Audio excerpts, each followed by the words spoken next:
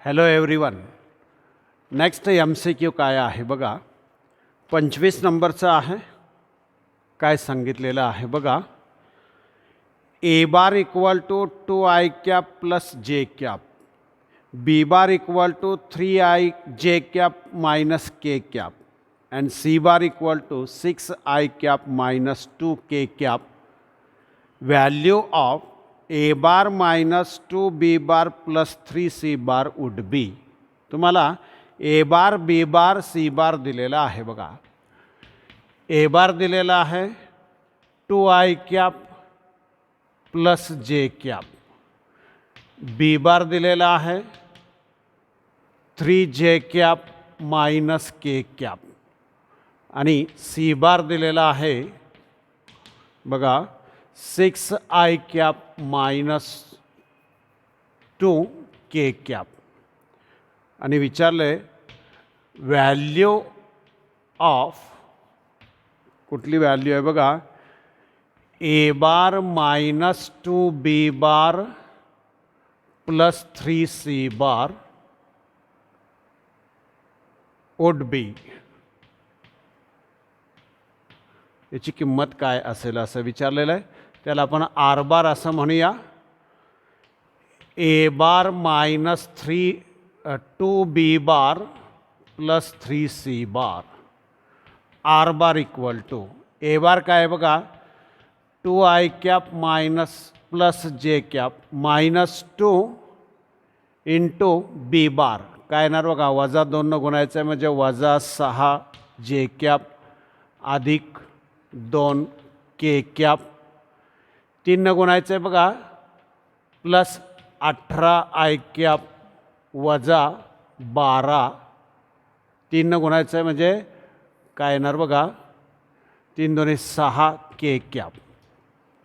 R bar equal to i cap i cap i cap.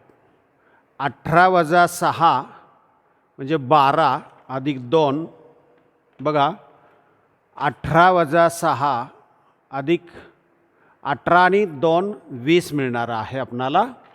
i cap बघा एवढाच आहे 20i cap. जे cap बघा J cap minus 6k cap म्हणजे minus 5j cap. K cap बघा काय येणार आहे या ठिकाणी वजा 6 अधिक 2 म्हणजे वजा 4k कॅप असं आपणाला हे आन्सर मिळणार आहे. बघा लक्षात आलं का. A bar B bar C बार दिलेला आहे आणि A bar minus 2B bar plus 3C बारची व्हॅल्यू विचारलेली आहे. तो व्हेक्टर आपणाला या ठिकाणी विचारलेला आहे.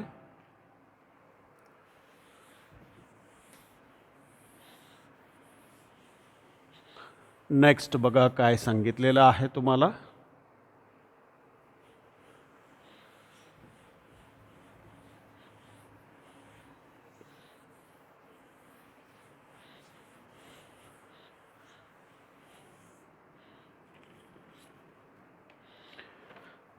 An object of mass m kilogram with speed v meter per second strikes a wall at an angle theta and rebounds at the same speed and same angle.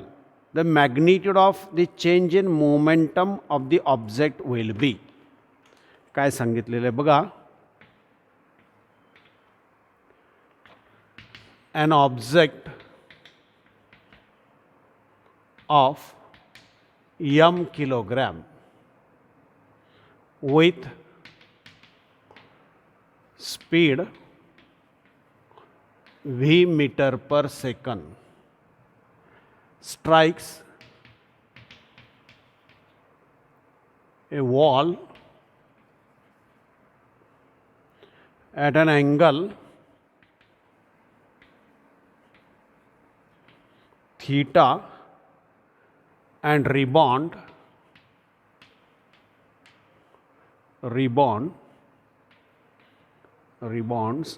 at the same speed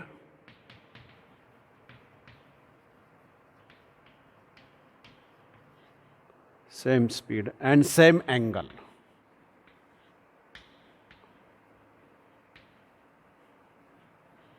Same speed and same angle.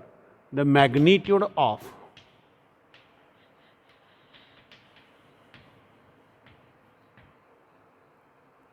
the change in momentum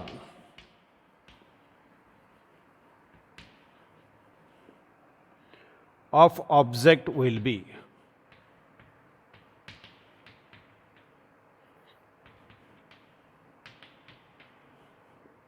आणि तुम्हाला figure दिलेले आहे आणि त्याचबरोबर काही पर्याय तुम्हाला दिलेले आहेत बघा.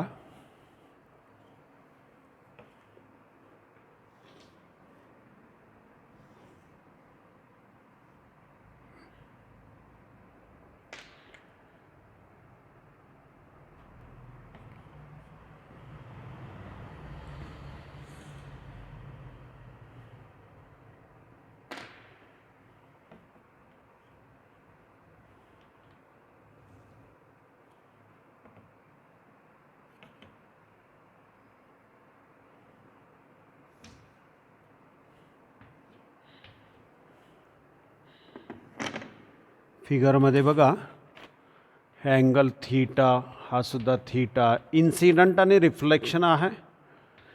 V1 बार V2 बार दिलेला आहे.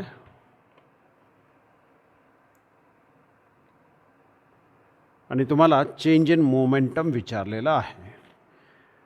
बघा, ही वेलॉसिटी आहे ती या डायरेक्शनमध्ये आपल्याला पुढे कंटिन्यू करता येईल. बघा, ही सुद्धा V1 बार अशीच असणार आहे. V असंच लिहूया आपण. आता या V1चं रिझॉल्युशन करायचं आहे. रिझॉल्युशन म्हटलं की एका आडव्या दिशेमध्ये दुसरा उभ्या दिशेमध्ये काय येणार बघा. हा उभ्या दिशेमधला येणार आहे, हा आडव्या दिशेमधला येणार आहे.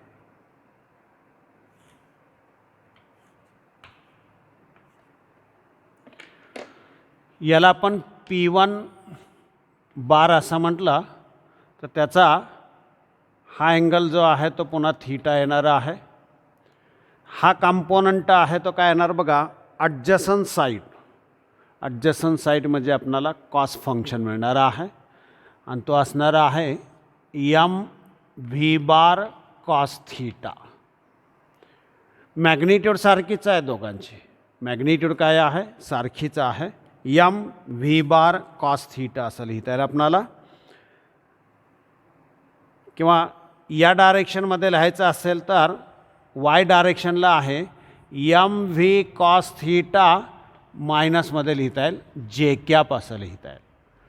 तर या डायरेक्शनमधला काय येणार आहे, साईन, म्हणजे काय येणार MV sine theta i cap असं येईल.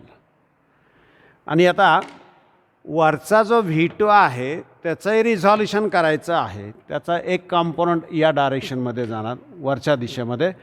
तो वरच्या दिशेमध्ये आहे MV cos theta j cap येणार. वरची दिशा पॉझिटिव्ह, खालची दिशा निगेटिव्ह. त्यानंतर हा या दिशेमधला कंपोनंट येणारा आहे तो काय येणार आहे MV sine theta i cap असाच येणार आहे. म्हणजे आपणाला P1 बार जर लिहायचा असेल तर काय लिहिणार बघा आपण, MV sine theta i cap minus, कारण तो खालच्या दिशेमध्ये आहे, MV cos theta j cap. P2 bar लिहायचा असेल तर काय लिहिणार बघा, त्याचा वरच्या दिशेमध्ये आहे आणि राईट साईडलाच आहे, म्हणजे MV sine theta i cap plus MV cos theta j cap. Change विचारलेला आहे delta P bar equal to P2 bar minus P1 bar. दोघांची वजाबाकी केले की हा सारखा कंपोनंट आहे, वजा होणारा आहे. यातून हा वजा करायचा आहे, म्हणजे वजाचं मायनसचं प्लस होणारं आहे, डबल होणारं आहे. 2MV cos theta j cap असं मिळणार आहे आपणाला. आणि जर मॅग्निट्यूड पाहिजे असेल तर याचा हा तर युनिट व्हेक्टरच आहे. युनिट व्हेक्टरचा उपयोग काय, डायरेक्शन दाखवण्यासाठीचा आहे. म्हणजे मॅग्निट्यूड पाहिजे असेल तर हा वेक्टर काढून टाकायचा. 2MV कॉस थीटा ही त्याची मॅग्निट्यूड आपल्याला मिळणार आहे बघा. म्हणजे करेक्ट आन्सर ए असं मिळणार आहे. नेक्स्ट बघा,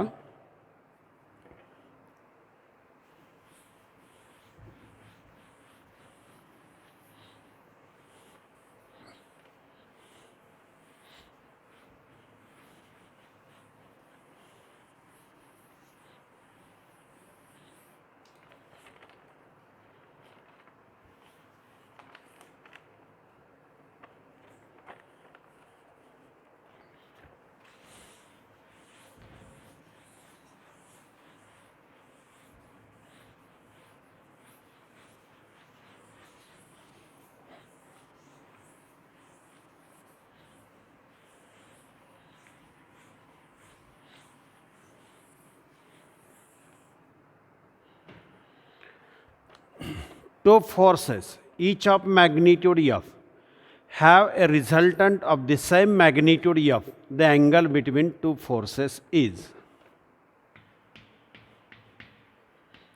Two forces, each of magnitude F, have a resultant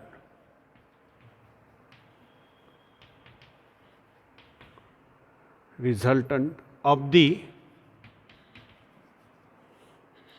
same magnitude F.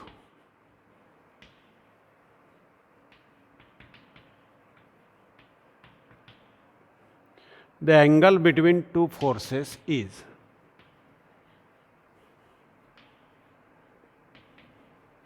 Angle between two forces is. दोन फोर्सेस आहेत, किंमत दोघांची सारखी आहे, त्यांचा रिझल्टंट जो आहे ते सुद्धा व्हॅल्यू याच्यासारखीच आहे, तर त्यांच्यामधला अँगल किती असेल असं विचारलेलं आहे. म्हणजे F1 equal to F2 equal to F असेल तर थीटा किती असेल. F square equal to F1 square plus F2 square plus 2 F1 F2 cos theta असं आपणाला इक्वेशन पॅरलोग्रामवरनं लिहिता येते. मग आता F स्क्वेअर इक्वल टू काय लिहिणार बघा, F square plus 2F square cos theta असं लिहिणार. F square equal to 2F square plus 2F square cos theta असं लिहिता येणार आहे. हे वजा केलं की काय येणार बघा, F square minus 2F square म्हणजे 1 मायनस 2 म्हणजे -1 काय येणार बघा. दोन्ही बाजूचा F स्क्वेअर कॅन्सल होणार. कॉस थीटा इक्वल टू -½ येणार. कॉस थीटा इक्वल टू काय येणार -½ कुणासाठी व्हॅल्यू आहे ही 120 साठी. कशी काढता येते बघा, minus cos theta equal to ½ येणार आहे. म्हणजे cos of pi minus theta equal to ½ येणार आहे. Pi minus theta equal to ½ value आपल्याला कोणासाठी मिळणार आहे बघा, 60 डिग्रीसाठी मिळणार आहे. पाय म्हणजे 180 degree minus 60 degree equal to theta, म्हणजे थीटा आपल्याला मिळणार आहे या ठिकाणी 120 डिग्री असा मिळणार आहे बघा. 120 डिग्री अशी ही या अँगलची व्हॅल्यू मिळणार आहे. नेक्स्ट बघा,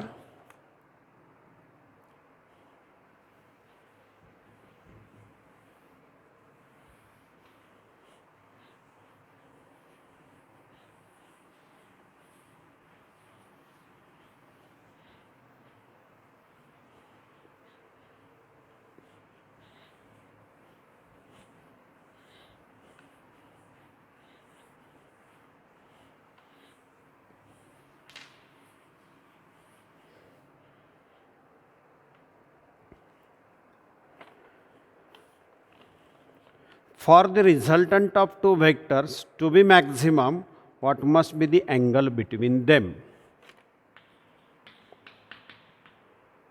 For the resultant of the two vector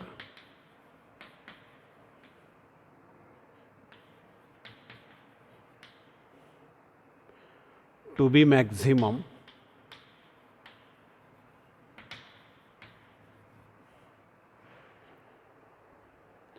what must be the angle, what must be the angle between them?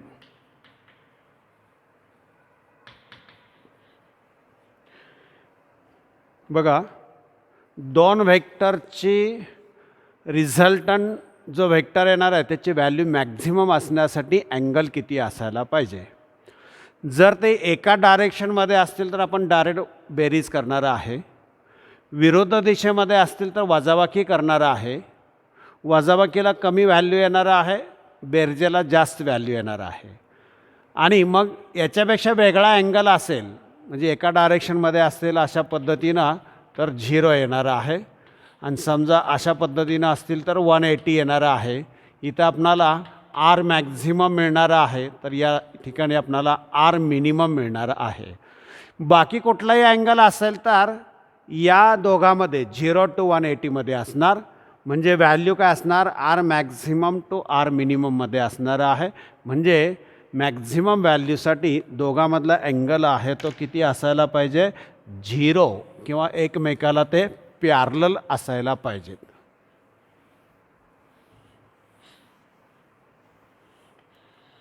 Next बघा काय सांगतोय. पुढच्या प्रॉब्लेममध्ये काय सांगितलेलं आहे बघा.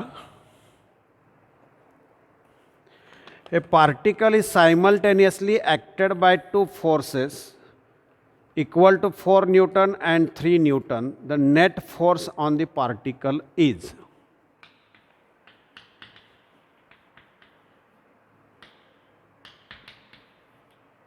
Particle is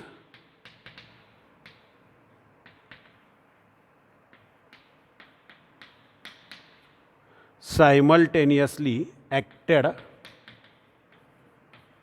by two forces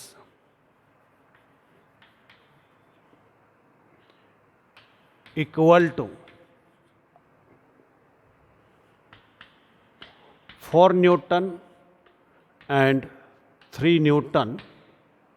The net force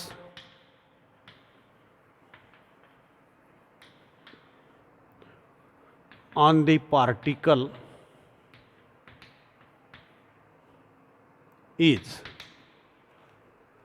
बघा, एक किंमत आहे 4, दुसरी आहे 3. आत्ताच आपण डिस्कस केल्याप्रमाणे यांची डायरेक्शन दिलेली नाही. समजा एका डायरेक्शनमध्ये असतील तर काय येणार, मॅक्झिमम व्हॅल्यू येणार 7 न्यूटन. मे बी अपोजिट डायरेक्शनमध्ये असतील येणार 1 न्यूटन. आणि कुठलाही अँगल असेल याच्यापेक्षा वेगळा तर काय येणार, 1 to 7मध्ये येणार आहे. आपणाला अँगल सांगितला नसेल तर आपणाला काय करायला पाहिजे बघा, रिझल्टंट जो आहे तो 1 to 7मध्ये असणार आहे, बिटवीन 1 and 7. म्हणजे correct answer D. Correct answer येणार आहे D.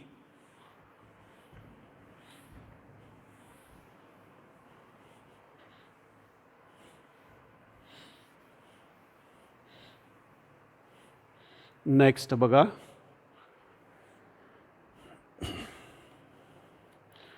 Two vectors a bar and b bar lie in a plane. Another vector c bar lies outside this plane. Then the resultant of these three vectors, that is a bar plus b bar plus c bar, काय असेल असं विचारलेलं आहे. Two vectors a bar and b bar lie in a plane. Lie in a plane. Another vector c bar lies outside the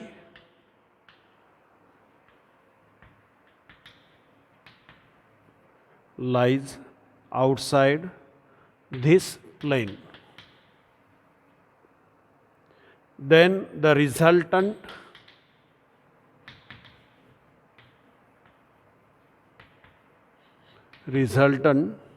of these three vectors,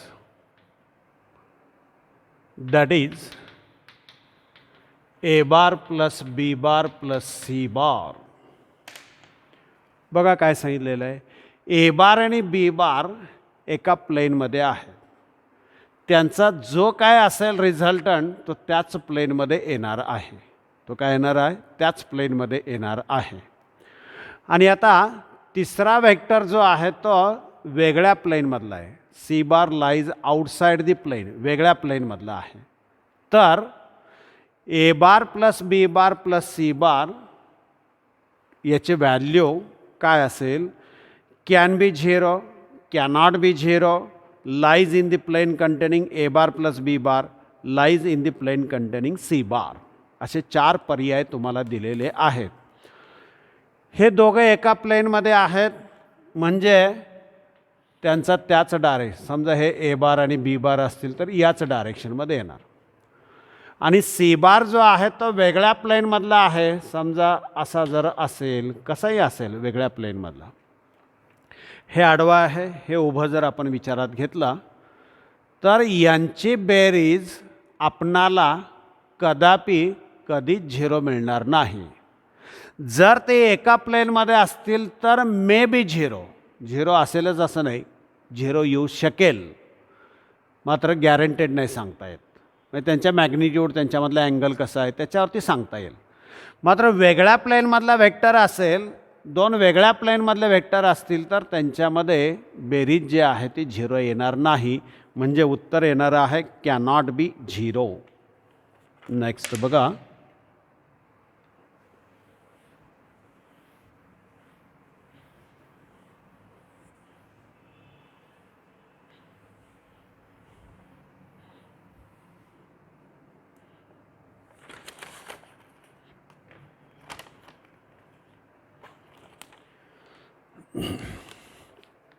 if the resultant of two forces has a magnitude smaller than the magnitude of larger force, the two forces must be, काय सांगितले बघा, if the resultant of the two forces has a magnitude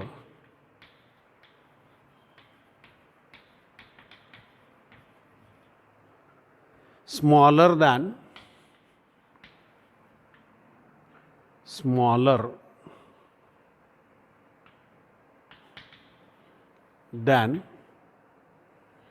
magnitude of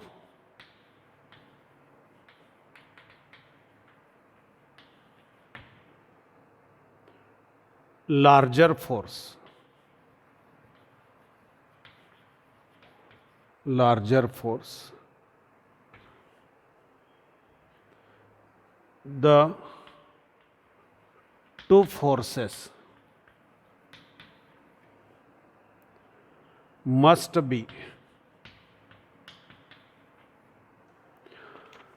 if the resultant of two forces has a magnitude smaller than the magnitude of the larger force, the two forces must be, काय काय पर्याय आहेत बघा, different both in magnitude and direction, mutually perpendicular to one another, possess extremely small magnitudes, आणि point in opposite direction. Resultant of two forces has a magnitude smaller than the magnitude of the larger force. मग हे 2 forces जे आहेत ते कसे असतील असं विचारलेलं आहे. समजा या ठिकाणी दोन आपण व्हेक्टर विचारात घेतले किंवा 2 फोर्सेस आपण विचारात घेतले. काय असणार आहे बघा, एकाचे मॅग्निट्यूड 3 असेल, दुसऱ्याचे मॅग्निट्यूड समजा 4 असेल, तर रिझल्टंटची मॅग्निट्यूड जी आहे ती एका डायरेक्शनमध्ये असतील तर आपल्याला 7 मिळणार, अपोजिट डायरेक्शनमध्ये असेल तर 1 मिळणार, आणि परपेंडिक्युलरमध्ये असेल तर 5 मिळणार आहे.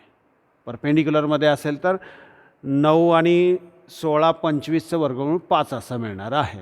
म्हणजे काय यायला पाहिजे बघा, लार्जरच्या पेक्षा कमी एका डायरेक्शनमध्ये असतील तर येणार नाही, 90 डिग्रीला असेल तर येणार नाही कारण 5 येते, आणि अपोजिट डायरेक्शनमध्ये असेल तर 1 येते. म्हणजे काय असणार आहे, निश्चितच असायला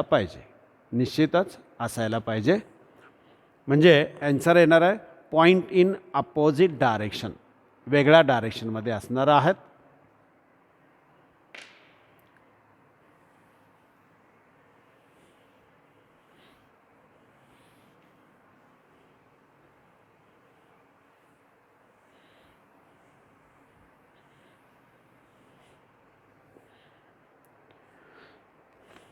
Forces F1, F2 acts on a point mass in two mutually perpendicular direction.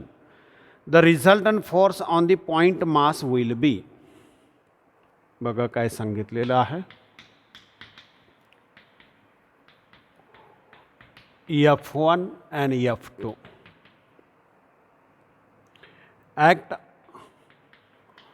on a point mass in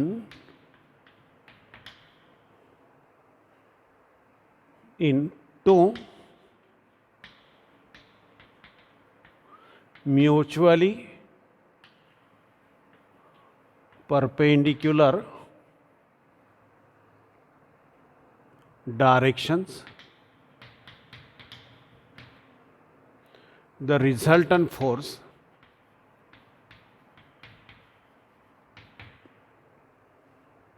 on the point mass will be.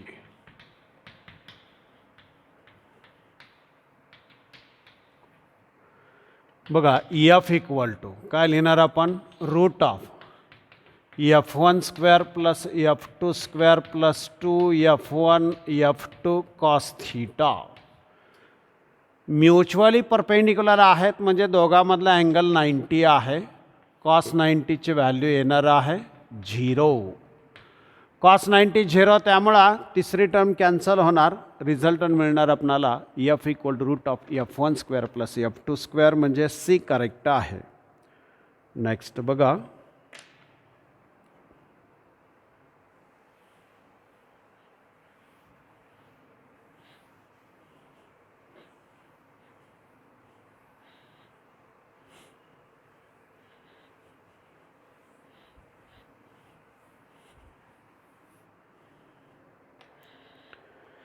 if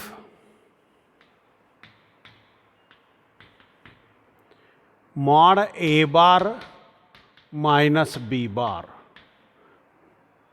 equal to mod A bar equal to mod B bar, the angle between A bar and B bar is, the angle between A bar and B bar is किती असेल असं विचारलेलं आहे. ए बार minus B bar असेल तर त्याचा resultant आपण C बार घेतला तर काय येतो बघा, A square plus B square minus 2AB cos theta असं येणार आहे. आता ही मॅग्निट्यूड ए बारची मॅग्निट्यूड बी बारची मॅग्निट्यूड सारखी आहे, म्हणजे सी ए बी सगळे सारखे आहेत. A square equal to A square plus A square minus 2A square cos theta असं मिळेल. ए बार मायनस बी बार म्हणजे सी बार येणार आहे. त्याची मॅग्निट्यूड आहे ती ए बार बी बार सारखी आहे, म्हणजे आपण त्या सगळ्याला ए असं म्हणणार आहे. A square equal to A square plus A square minus 2A square cos theta काय लिहिता येईल बघा, A square equal to 2A square minus 2A square cos theta. इकडं आलं की काय होणार, किंवा 2A square cos theta equal to काय येईल बघा, हा ए स्क्वेअर गेला की 2A स्क्वेअर मायनस ए स्क्वेअर म्हणजे ए स्क्वेअर कॅन्सल होईल. A square cos theta equal to half म्हणजे थीटा इक्वल टू आपणाला 60 डिग्री मिळणार आहे. थीटा इक्वल टू आपणाला 60 डिग्री मिळणार आहे.